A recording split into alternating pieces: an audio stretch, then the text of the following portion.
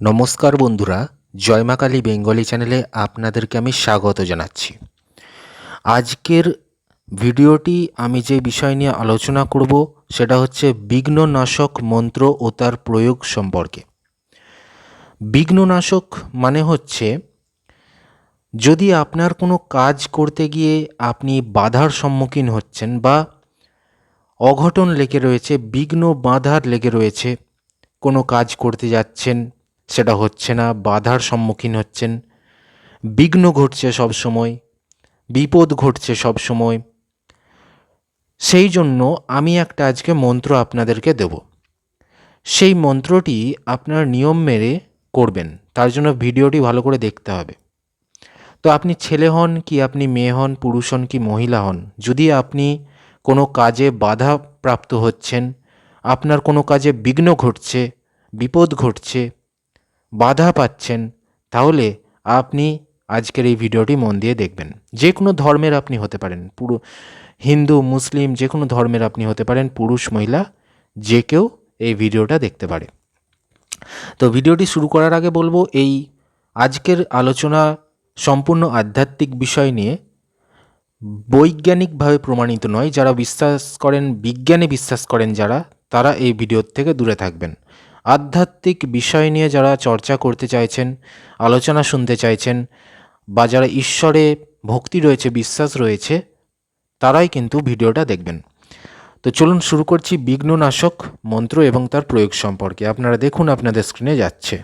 তো মন্ত্রটি দেখুন, দেখাচ্ছে সর্ববাধা প্রশমনং ত্রৈলক্ষ্য সাক্ষিলেশ্বরী এবমেব তয়া কার্যম অস্মদ্বৈরী বিনাশনম। তো আপনারা মন্ত্রটা দেখলেন, মন্ত্রটা অবশ্যই আপনারা মুখস্থ করে নেবেন। শুদ্ধাচারে শুভ দিনে একদম পবিত্রভাবে বসে ধূপ দীপ জ্বালিয়ে মন্ত্রটা মনোযোগ দিয়ে মুখস্থ করে নেবেন। কেননা যে কোনো মন্ত্র মুখস্থ করতে হয়, ঠিক আছে? তবেই আপনি ফলাফল পাবেন। এবার প্রয়োগটি দেখে নিন।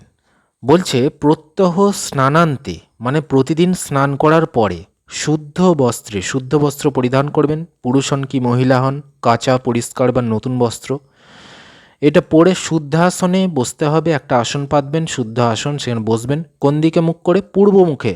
পূর্ব দিকে মুখ করে বসে সামনে রাখবেন দুর্গা মাতার চিত্র। দুর্গা ঠাকুরের ছবি বা পিকচার পাওয়া যায়, সেটা যদি আপনার আগের থেকে থাকে ভালো, নাহলে কিনে রাখবেন। তো দুর্গা মাতার চিত্র সামনে রাখবেন এবং মালা পরাবেন, ফুলের মালা, এবং ধূপ দ্বীপ জ্বালবেন। জেলে আপনি কিন্তু এই মন্ত্রটা 108 বার জপ করবেন। কি লেখা আছে? উক্ত মন্ত্র প্রত্যহ 108 বার জপ করলে 1 মাসের মধ্যে বিঘ্ন নাশ হয়। 1 মাসের মধ্যে আপনি যদি ভক্তি ভরে করেন, দুর্গা মাতার আশীর্বাদে আপনার সেই বাধা বিঘ্ন দূর হতে বাধ্য।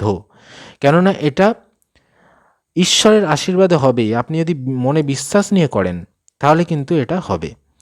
তো আপনার যে কোনো কাজে বাধা বিঘ্ন দূর হবে।